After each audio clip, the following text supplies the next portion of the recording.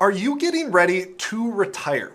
In this video today, we are going to give you 7 thought-provoking questions you can work through to help set your retirement target. Now, without a clear target, we cannot develop a clear plan. So let's get into these questions and help make those golden years all they can be. How would my 100-year-old self view my retirement? What advice would they give me? The goal of this question and exercise is to attempt to step out of your current state of mind to gain perspective.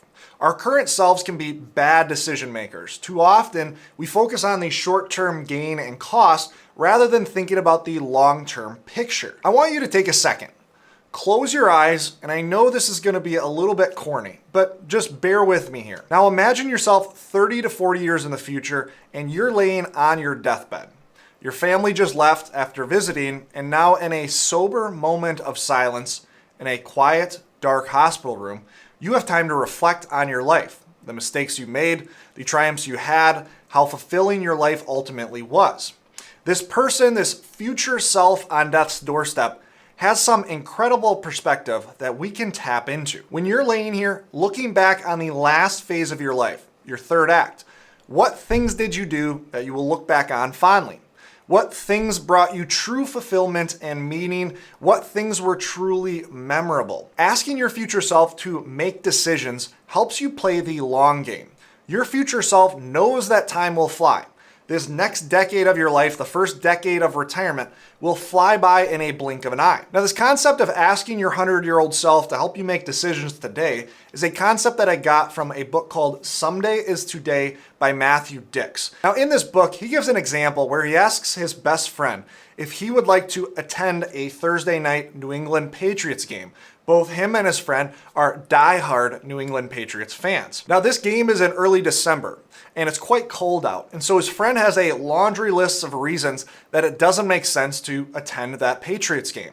It's a 2-hour drive to the stadium. The game's going to end at midnight, which means they're not going to get home till 2 a.m. They might be in bed by 3, which means that next day, that Friday, is going to be absolute hell at work. So the friend ends up skipping the game. Now, the author goes on to remark that this decision this friend made is probably not a decision your 100-year-old self would go on to make. Your 100-year-old self would know that that next workday, in the grand scheme of life, is going to be irrelevant. And that single Friday in December will not change anything.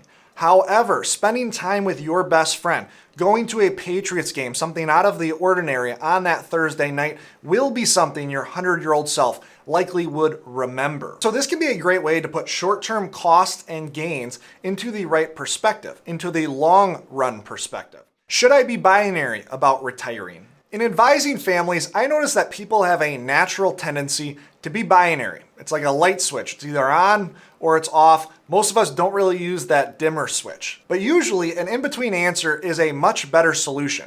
Now, I've talked about on this channel how difficult the work to retirement transition can be. There are a lot of things that we gain from work, like community, a sense of purpose, even a time filler. And as attractive as time freedom in retirement is the route of working full-time one day and then going completely to retiring fully the next day.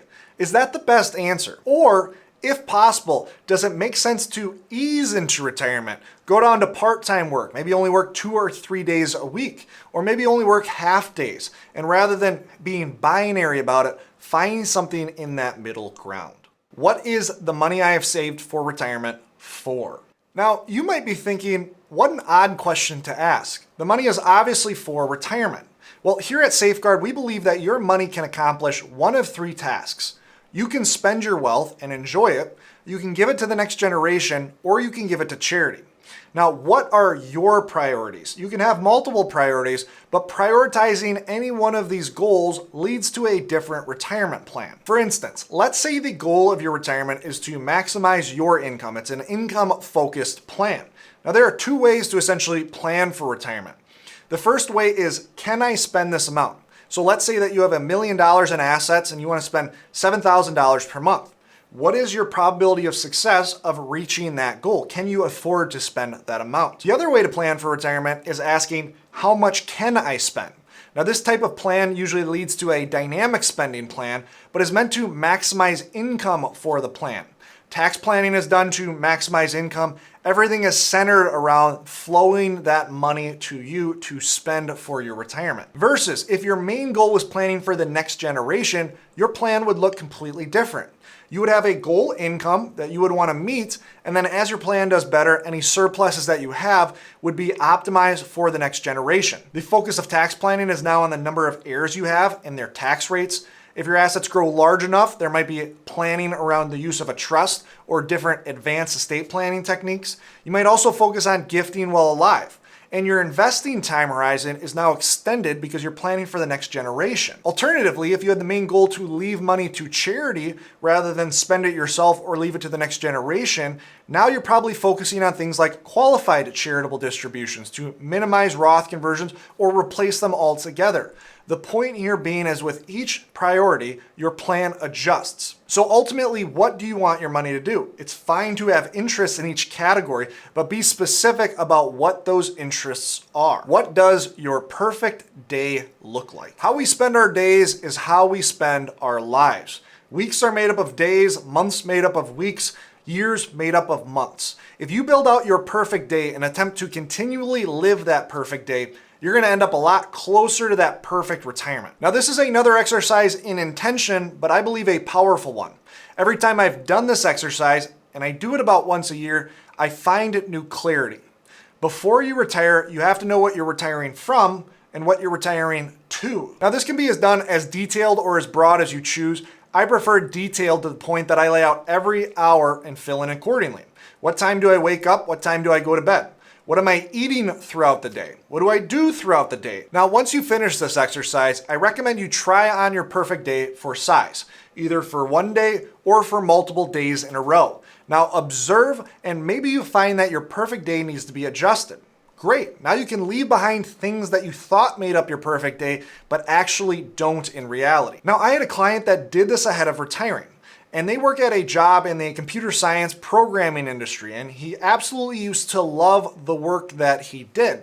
But over the years, too much work kept getting stacked on his plate to the point that he hated his job at this point and was looking to retire sooner than he had previously planned. But prior to him retiring, we talked about this exercise and taking some time off to test his perfect day. Now, after a couple stints of testing and adjusting, he found his perfect day actually included things that you would still consider work. Remember, he actually enjoyed the work that he did. He was just being worked too hard. Now, this insight led him to negotiate a part-time gig with the company he was planning on retiring from. He was still doing the work he loved, but now he was able to do it with the time freedom that he was hoping to gain from retirement. His overall plan became safer, he was happier, and this was all stemming from this simple perfect day exercise. What process do I have in place to protect me from myself and cognitive decline? One of the saddest parts of this industry is seeing an older generation who worked so hard for the money that they saved and accumulated lose that money due to cognitive decline and having no protection plan in place. These losses can come from dishonest people scamming the older generations, but can also come from poor decision making with that cognitive decline. According to the CDC, 1 in 9 Americans over the age of 45 suffer from cognitive decline, and as you age, this number grows sharply. Now, the first step to protect against cognitive decline is prevention. There's a lot of research that we've talked about on this channel that shows exercise is great at combating neurological degeneration. Furthermore, set up a plan with your advisor or family to defend against this mental decline and potential repercussions of this. This is not something you can be reactive about. Don't think that you're going to notice your own decline and fix it in real time. This is something you must be proactive about ahead of retirement. What decisions have I made because of inertia that I no longer need to make? I've come to notice in my own life that inertia is a hell of an effect. Heck, Newton's first law of motion is built all around inertia. Things in motion stay in motion, while an object at rest stays at rest unless acted upon by an external force. Let me ask you this. How many decisions have you made and are still making due to inertia? This is not something just for retirees, but rather for every age. When we start doing something one way, the easiest path forward is to continue to do it the same way, whether that's optimal or not. Here are a few examples. You might live where you currently live because it's near where you grew up. It might be that a job relocated you to this area or some other life event took you to the area you currently live in. But now in retirement, you have a clean slate. You can make any decision you want, so let's choose the best place for you to live. In terms of health and exercise, focusing on yourself is something that often gets sacrificed due to time commitments we have while working a job, while raising a family, as well as a myriad of other constraints we might have. But in retirement, those constraints are gone. Time is no longer an excuse. And so will your habits improve in this domain? And it's not just about health. There are probably a number of things you've put off in your personal development, like learning a new instrument, a new language, or maybe learning a new hobby. So many habits we currently hold are because of inertia. It's the reason starting good habits is so hard and stopping bad habits is sometimes even harder. The good news is, although it's hard work to reverse this inertia, that hard work is completely worth it. Where am I comfortable failing in retirement? You might be thinking to yourself, what the heck kind of final question is this? I'm not comfortable failing retirement at all. All the time on this channel, you preach you need a better plan. Well, the whole point of a better plan is to ensure that I don't fail. If you're thinking this, I completely get where you're coming from, but the sobering reality is there are no guarantees in retirement. A better plan will not ensure that you are successful, but holy heck, will it decrease the probability that you will fail. Now, when we talk about retirement planning, I'm a huge fan of stress testing. When we have the initial base plan, let's apply some stress to see if that plan still holds up if we start to see some risks play out. But this can be taken to an extreme. I can apply enough stress to any plan to force it to fail, and a line needs to be drawn at some place, and that line's going to be different for everyone. Focusing too much on the downside leads to needless worrying and a less efficient plan. In the same way that a very aggressive plan with very aggressive assumptions is a bad plan, a plan that is way too conservative with the assumptions is also a bad plan. Now, this seems like a negative message, but I actually believe it's quite freeing. When we build a great plan, we stress test that plan in realistic ways, and it's still strong. The worry that you still have around retirement isn't about the numbers, it's not about the plan, it's something you're creating. And this is actually great news because your feelings and your emotions are something you can control. It's not about the plan, it's not about the external things anymore, it's about you and your psychology. So here's my recommendation. Work with an advisor to identify the gaps in your plan. What stressor starts to hurt your plan greatly, and work to fix that. But at some point, you need to be honest with where you're comfortable failing. Now, if you're someone that's right on the edge of retirement, planning on retiring the next couple months or even years, understand that you face a tough transition that we see a lot of people struggle with. In fact, we recorded a video right here where we talk about this transition and talk about 5 mistakes we often see in the work to retirement transition. Click on this video to learn more, and always remember, you don't need more money, you need a better plan.